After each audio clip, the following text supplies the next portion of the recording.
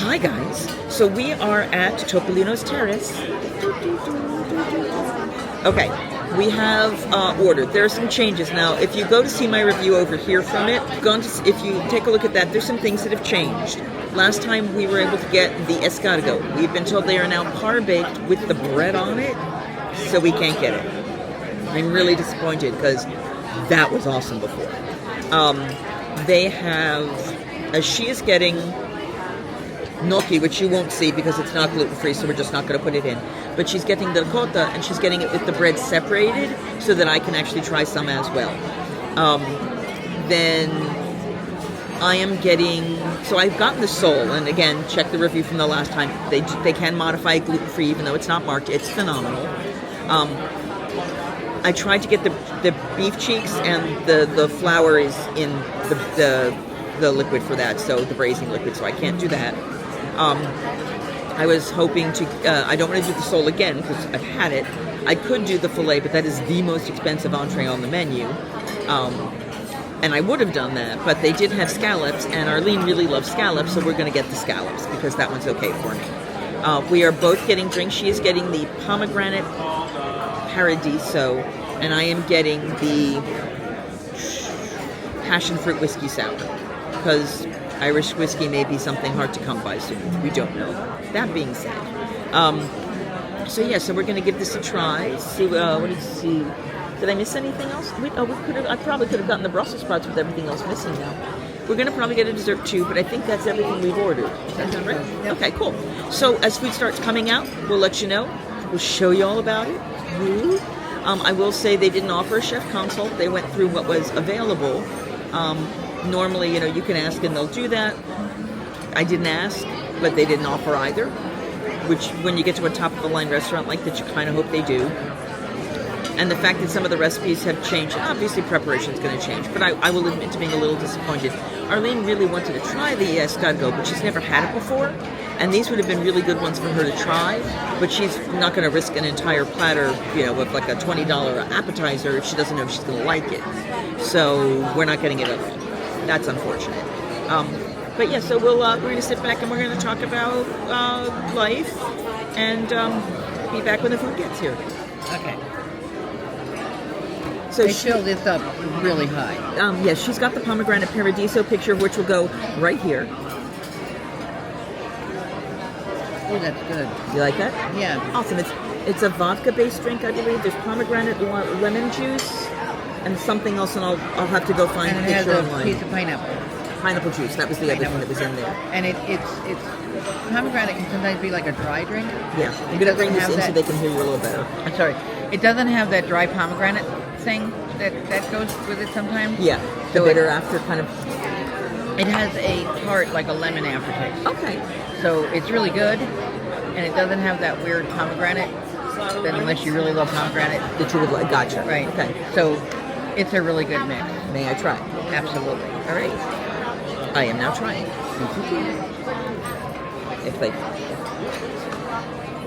So you get almost a hibiscusy smell to it. That kind of light fruit, like almost, like fruit cup fruit smell.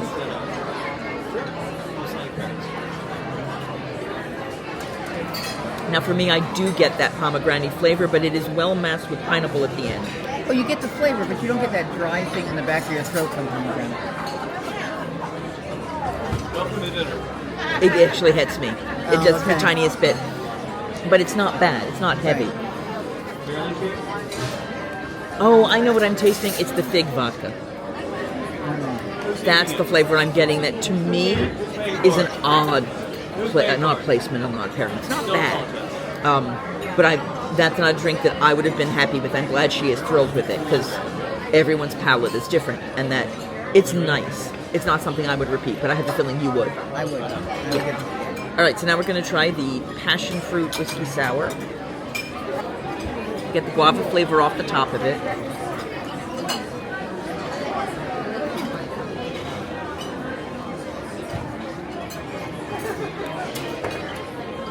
I'm not sure I like this yet. Hold on.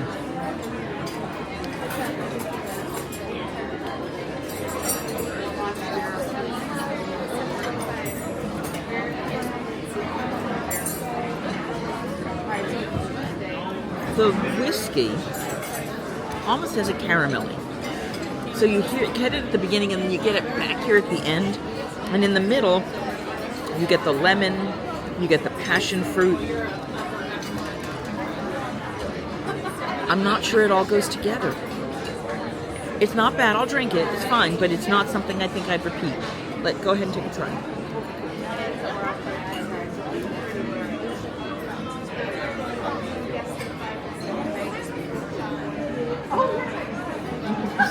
It's like two drinks that kind of mush together, but it doesn't mush right to me. It's got that weird feeling in the nose that Okay, I don't really like.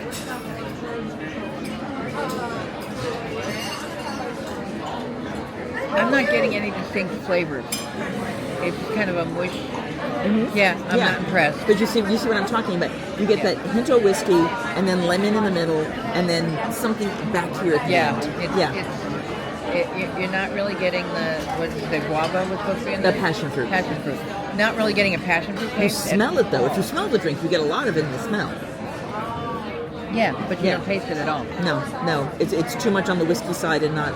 And maybe that's because it's a whiskey sour. And maybe a whiskey sour does that. Yeah. Sour. So, I'm lesson glad I learned. Got what I got. Yeah, I probably should have gone with the Manhattan-y bourbon drink or the that Tremonto. All right, so here's the thing. I'm gonna make you try it one more time. You're gonna bring it into your mouth and immediately let it sit on your tongue for a second, and then swallow it. But don't try to slowly bring it in. Just bring a bunch into your tongue, sit for like 1, 2, and then swallow. Okay. Because I think this is better this way. So an actual big, hold it. 1, 2, now swallow it. It's the front palate that doesn't match it, but from the middle to the back, it's actually okay. Yeah, it's still when you swallow it. It's not great. I know. I'm trying to make it better. I'm not much of a whiskey drinker to begin with. Oh, okay. Well, that's okay. Unless it's Tullamore. Fair, and which is an Irish. Right. I don't know. I think this is a Jameson's. I think they do Jameson. Tullamore I do like a lot. Tullamore is the only one of those that I go, oh, I could actually sip this. Yeah. And I normally do not. It's very caramelly. It's what I like in a bourbon. It's what I like in a good rum. If I'm going to sip it, is that caramelly, sweet kind of flavor. So that was just our drinks. We haven't even gotten to the food yet. Hello. All right, so we have gotten our appetizers. The pictures will go right here. The first one is the ricotta with the tomato jam. And you'll notice there's no bread on there. And I'm going to cheat and get a tiny bit of her balsamic vinegar and olive oil from the side. And then I am going to take some of the ricotta. They make their own here. Normally I would say, well, ricotta, big whoop, it's cheese, who cares? They literally make their own cheese here, so bon appetito. Can I put it on my bread and still? Yeah, and talk about it.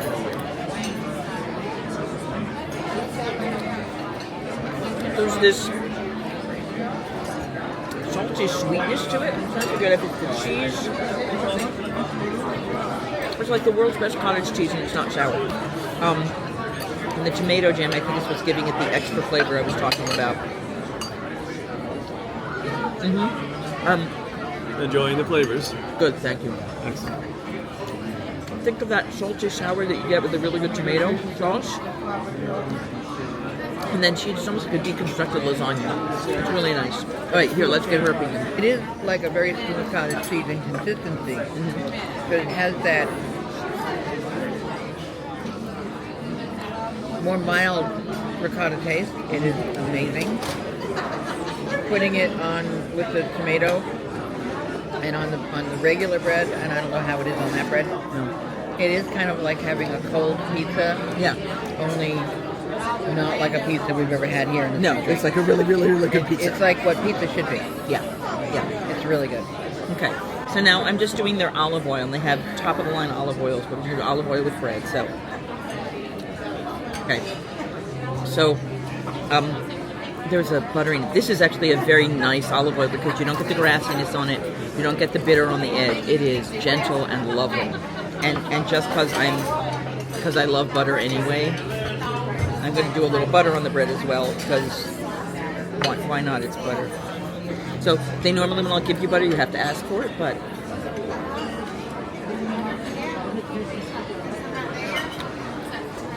it's very well made butter. Good quality. Okay. So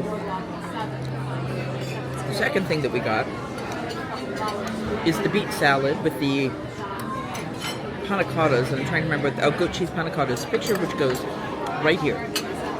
So you've got some lovely frisee, you've got the beets, you've got the panna cottas, and they are large and unusually shaped pieces of lettuce. So give me a moment to assemble all of it, and then we'll tell you what we think. It is a very yellow lettuce. It's like orange. This is the most... It's like orange and yellow. I would, if I didn't know better, I would say it wasn't ripe, but I don't think they dare do that here. So your panna cottas are dense. Let's see how this goes. The beet is very clean. It's a little crisper.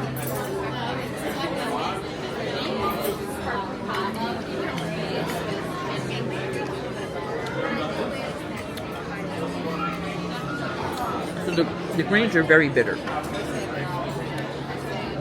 The beet is crisp and sort of an in-between sweet and savory. The oranges are savory. They have little mandarin oranges in here. Sorry. And my God, the panna cotta squares with the goat cheese. Really lovely. They really lovely, but they're almost like buttered cubes of goat cheese, if that makes sense. Very smooth, very creamy. Really nice. All right.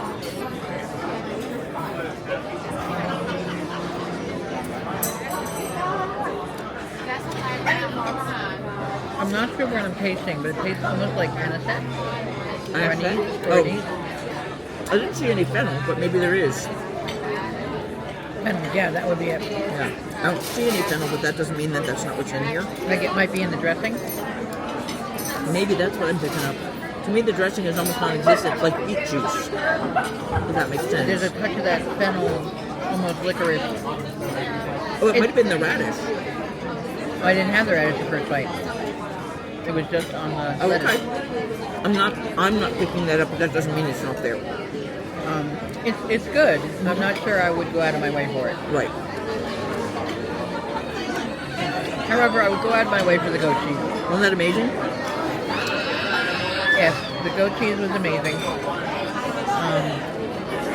And the beets are really kind of nice, right? They're like made well. They cook them well.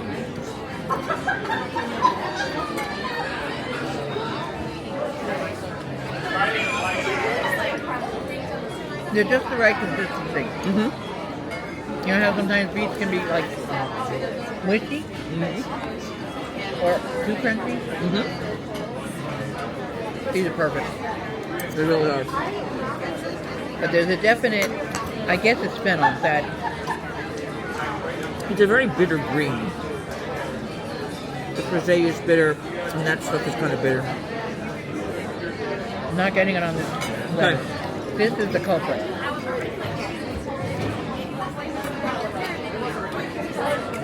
Okay. I see what you're getting at. Yeah.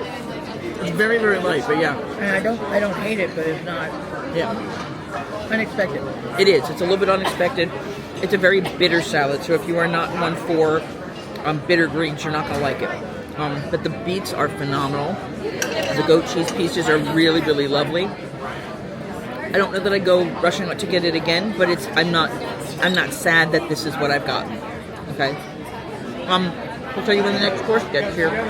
I was just explaining to Arlene that while the olive oil is great on the bread and the butter is great on the bread, if you take the bread and you dip it in the olive oil and then stick it in the butter and scoop some butter on it, oh my God! Oh, just lightly on both, and then scoop some of that butter on there. I literally just dug it in because we each have our own. Who cares?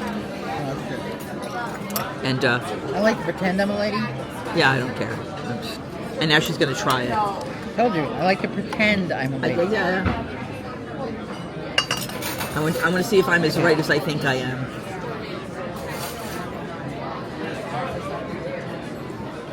Oh my God. It's like buttery butter. Because the olive oil makes it more buttery and more... That's insanely good. I did not say it was healthy. But oh my God. She's a very bad influence, and I thought I was the bad influence. I'm the very best influence. So I'm glad to hear that the gnocchi, which you will not see, was done properly. They're puffy and perfect, and I'm very sad that I can't have them anymore. So we have... No, I don't have a knife. They give me a new fork back, but they didn't give me a new knife. So we have the scallops, and the picture of it goes right here. So I'm going to start with the root vegetables that are in the middle. Very soft. That is the most... I don't want to say it's mushy because it's not. It held its shape, but the inside just melted when it hit into my mouth. That was amazing. Wow. Okay. All right, I do have to take this after all. I now have a scallop. The first one is over a yellowish puree that looks like there's some balsamic in here. So we're going to give it a try. There you go. That's what it looks like. Let's give it a taste.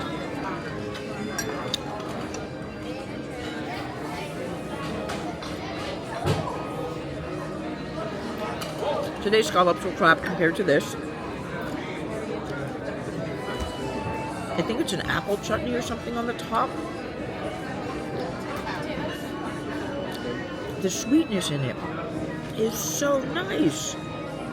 And oh, this is lovely. That is, I think it's one of the root vegetables, like a carrot, like the golden carrot pureed. They have like golden, orange, and what is this? Those are parsnips. And while I'm not a big fan of parsnips, they put something in there that's almost a little smoky. That's fascinating. This is so interesting. Yeah, the parsnip is, the carrot ones are so sweet. The parsnip ones are just fascinating flavor. I'm going to give her a taste. And I'll give her a little bit of the parsnip to try as well. Wow. I want your opinion on this once you're ready to...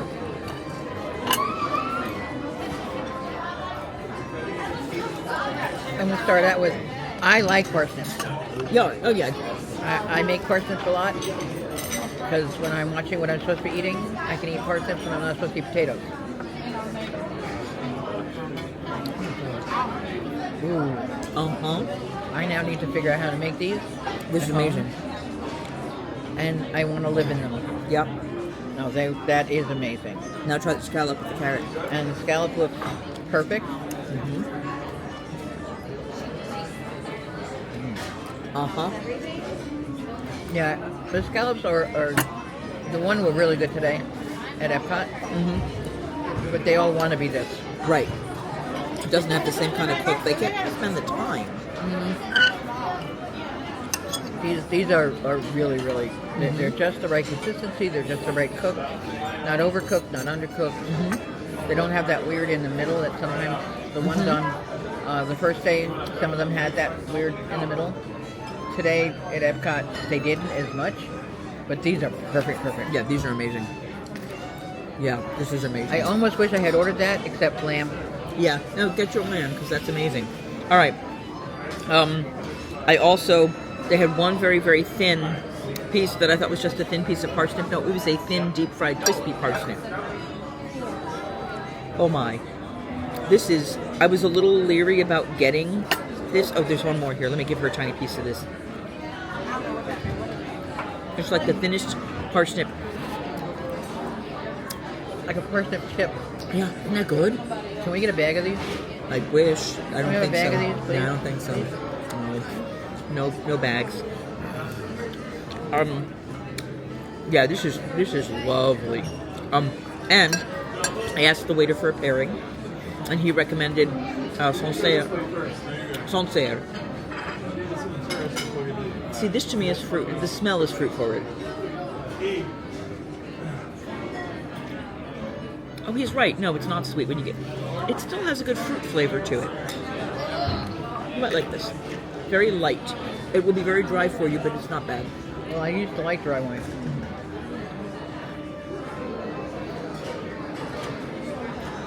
It's not. It's the kind of one I used to like a lot. Yeah. It's very good. It does have a little bit of a fruit thing to it. It's dry, but not so dry that you know. Yeah, like you said, I think you said green apple. Yeah, it's very good. Yeah. All right, we're gonna eat dinner because yum. Okay, so the restaurant has mostly cleared out because we were one of the last seatings for dinner. My watch died. It is 10:32. We ordered dessert. The restaurant I think closes at 10, but they still serve you through your meal. So we ordered the only gluten-free dessert on the menu, and it is a lemon blueberry cheesecake, a lemon mascarpone cheesecake, lemon curd. The picture goes here. You can see the description there. I got myself a decaf espresso with a lemon twist, and she got herself a hot tea, an English breakfast, so breakfast for dessert at night, because that's what you do. And we'll tell you about dessert when it gets here. Okay, so I got a decaf espresso with a lemon twist. Picture goes right here. And here's the trick I learned. Coffee is often too bitter for me. But if you take the lemon rind and you rub it against the edge of the cup, and then you sip the coffee over it, it takes away the bitterness. The lemon counteracts it. Now, I also like a lot of sugar in my espresso, and we didn't get any, so that's coming next. And she didn't get cream for her English breakfast black tea, so we're waiting on those. We just asked someone. But you don't like sugar in your espresso, correct? Do you like it black? I don't like any kind of coffee without sugar. Okay, so you like sugar. All right, so when the sugar gets here, I'm going to let her try this as well, because it really does make a huge difference. It's fascinating. I have put the espresso in. I've added sugar because I like it. It might not even be enough sugar for me. But what I am doing now is I am rubbing lemon against the edge. Now, what I want you to do, take a tiny sip from here and then take a tiny sip from there. So she's going to see the difference. Here and there? Yeah, one each side. One side has lemon. Whatever side I gave you first is the bad side. Needs more sugar. I understand that. But compare the two. You'll see the change in the bitterness. Needs more sugar less than the other one. Fair enough, but you feel the difference though. I do feel it. Yeah. So yeah, when you add the lemon across that edge, it takes all of that bitterness out, and it's more palatable. It's more enjoyable. So I'm gonna rub the twist all the way around the lip. I don't know if this is an Americanized thing or a European thing, but I love it. Oh, actually, I stirred it up a little better. Probably. Do you want to try another one? No. Okay. All right. Dessert has arrived. Picture of it will go right here. It is a blueberry lemon curd cheesecake. It is very blueberry, and there's a beautiful pattern that I believe is also out of the lemon curd. So I'm going to cut into one of the lemon curd pieces, and there's a crunch. Oh, it's a white chocolate shell. I'm holding it down for you. Thank you. Well, I just broke it into pieces. I did not mean to. Detritus and all that. Still expect that flour to talk to me. It's not talking. I am now going to eat some of this cheesecake that is covered in a purple white chocolate. Oh, it's like an O with the blueberry compote in the center. There we go. And some of the talking flour. All right, here we go.